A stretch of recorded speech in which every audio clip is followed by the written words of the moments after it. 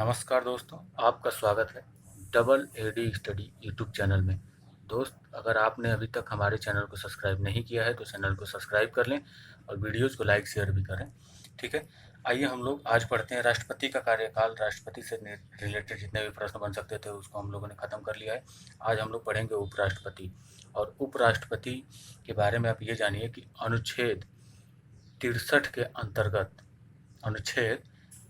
अंतर्गत भारत का एक उपराष्ट्रपति होगा, ये कहा गया है। ठीक है, अनुच्छेद 63 के अंतर्गत भारत का एक उपराष्ट्रपति होगा, ये बात कही गई है। और जो उपराष्ट्रपति का पद है, यह उपराष्ट्रपति का पद कहाँ से लिया गया है? अमेरिका के संविधान से लिया गया है। तो उपराष्ट्रपति का पद अमेरिका के संविधान से लिया गया है और भारत का एक उपराष्ट्रपति होगा, ये कहा गया है अनुच्छेद 63 के अंतर्गत। देखिए, इसका जो पद है यह देश का दूसरा सर्वोच्च पद है। पहला किसका है? पहला राष्ट्रपति का सर्वोच्च पद है और दूसरा सर्वोच्च पद है उपराष्ट्रपति का। ठीक है, ये बात आप ध्यान रखेंगे। अनुच्छेद 63 के अंतर्गत भारत का एक उपराष्ट्रपति होगा और अमेरिका के संविधान से उपराष्ट्रपति का पद लिया गया है। देश का दूसरा सर्वोच्च पद है उपराष्ट्रपति का पद। ठीक है दोस्त, निर्वाचन के अंतर्गत अगर हम पढ़ना चाहें तो निर्वाचन के अंतर्गत ये जानकारी आप ध्यान रखें कि अनुच्छेद 66 के अनुसार क्या? अनुच्छेद 66 के अनुसार उपराष्ट्रपति को संसद के दोनों सदनों के निर्वाचित और मनोनीत सदस्यों के निर्वाचक मंडल द्वारा चुना जाता है। ठीक है, तो ये बात आप ध्यान रखेंगे निर्वाचन के अंतर्गत अनुच्छेद 66। ठीक है, आइए आगे देखते हैं हम लोग योग्यताएं। तो योग्यताएं क्या क्या होनी चाहिए भारत के उपराष्ट्रपति पद के उम्मीदवार के लिए? तो इसके लिए जो योग्यताएं हैं इसको आप ध्यान रखेंगे कि देखिए, वह भारत का नागरिक हो, ये राष्ट्रपति के लिए भी योग्यता थी। 35 वर्ष की आयु पूरी कर चुका हो, ये राष्ट्रपति के लिए भी योग्यता थी। राज्यसभा का सदस्य बनने की योग्यता रखता हो। ठीक है, ये बात आप ध्यान रखेंगे उपराष्ट्रपति की योग्यता के लिए। भारत का नागरिक हो, 35 वर्ष की आयु पूरी कर चुका हो, राज्यसभा का सदस्य बनने की योग्यता रखता हो और लाभ के पद पर ना हो, इस बात को आप ध्यान रखेंगे। ठीक है, किसी भी लाभ के पद पर नहीं होना चाहिए वह व्यक्ति। ठीक है, जो उपराष्ट्रपति के पद के लिए आया है। ठीक है, फिर देखिए, जो उपराष्ट्रपति होता है, उपराष्ट्रपति के चुनाव के नामांकन के लिए उम्मीदवार के लिए कम से कम कितने 20 प्रस्तावक और 20 अनुमोदक होने आवश्यक हैं। ठीक है, कितने 20 प्रस्तावक और 20 अनुमोदक होने आवश्यक है। किसके लिए? उपराष्ट्रपति के चुनाव के नामांकन के उम्मीदवार के लिए 20 प्रस्तावक और 20 अनुमोदक का होना आवश्यक है। ठीक है, एक बार और रिवाइज करिए आप।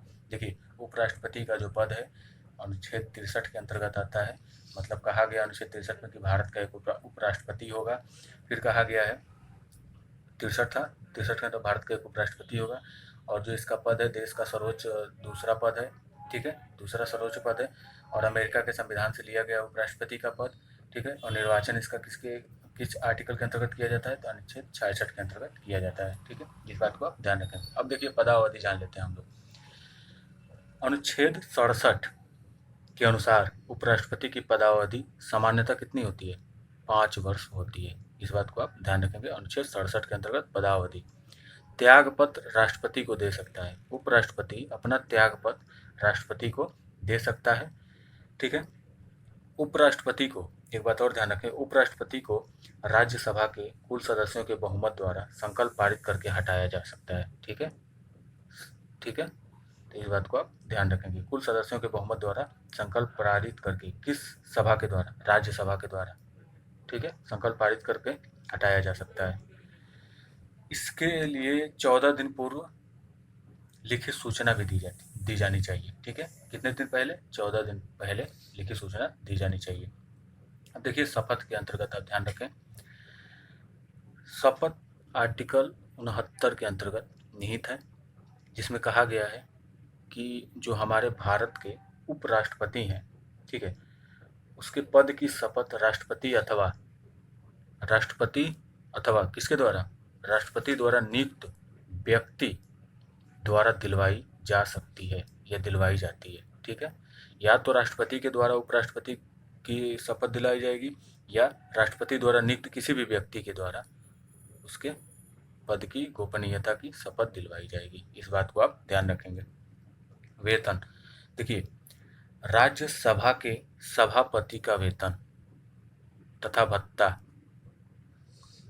कितना है वर्तमान में? वर्तमान में है 4 लाख रुपए प्रति माह, मतलब प्रत्येक महीने 4 लाख रुपए राज्यसभा के सभापति का वेतन होता है। और राज्यसभा का सभापति कौन होता है? तो राज्यसभा का सभापति होता है उपराष्ट्रपति। ठीक है, इस बात को आप ध्यान रखेंगे। उपराष्ट्रपति होता है राज्यसभा का सभापति। ठीक है, इस बात को आप ध्यान रखें कि उपराष्ट्रपति को राज्यसभा के सभापति का वेतन तथा भत्ता, ठीक है, प्रदान किया जाता है। और राज्यसभा के सभापति का वेतन वर्तमान में 4 लाख रुपए प्रति माह है। ठीक है, इस बात को आप ध्यान रखेंगे। इसमें किसी भी प्रकार की कोई भी दिक्कत नहीं आनी चाहिए। एक बार आप फास्ट रिवीजन के तौर पे थोड़ा सा देख लें। देखिए, अनुच्छेद 63 के अंतर्गत भारत का एक उपराष्ट्रपति होगा। देश का दूसरा सर्वोच्च पद है ये उपराष्ट्रपति का पद। ठीक है, इसको आप ध्यान रखेंगे। दूसरा, ठीक है, अमेरिका के संविधान से लिया गया है उपराष्ट्रपति का पद। निर्वाचन अनुच्छेद 66 के अंतर्गत योग्यता आपको पता ही है कि भारत का नागरिक हो, 35 वर्ष की आयु पूरी कर चुका हो और राज्यसभा का सदस्य बनने की योग्यता रखता हो और लाभ के पद पर न हो। इन बातों का आप ध्यान रखेंगे। और जो पदावधि है अनुच्छेद 67 के अंतर्गत कितने साल की? 5 साल की। त्याग पत्र उपराष्ट्रपति को दे सकता है। और शपथ के अंतर्गत हमने बताया है कि आर्टिकल 69 के अंतर्गत उपराष्ट्रपति के गोपनीयता पद की शपथ दिलवाई जाती है। किसके द्वारा? राष्ट्रपति के द्वारा या उसके द्वारा नियुक्त व्यक्ति के द्वारा दिलवाई जाती है। ठीक है, तो इस बात को आप ध्यान रखेंगे। तो बहुत बहुत धन्यवाद दोस्तों, आपने अपना समय दिया और हमने आपके लिए कुछ अलग सिखाने के प्रयास किया। और ऐसे ही आप हमारे चैनल पर बने रहें और वीडियो देखते रहें। और हमारे चैनल का नाम है AAD स्टडी यूट्यूब चैनल।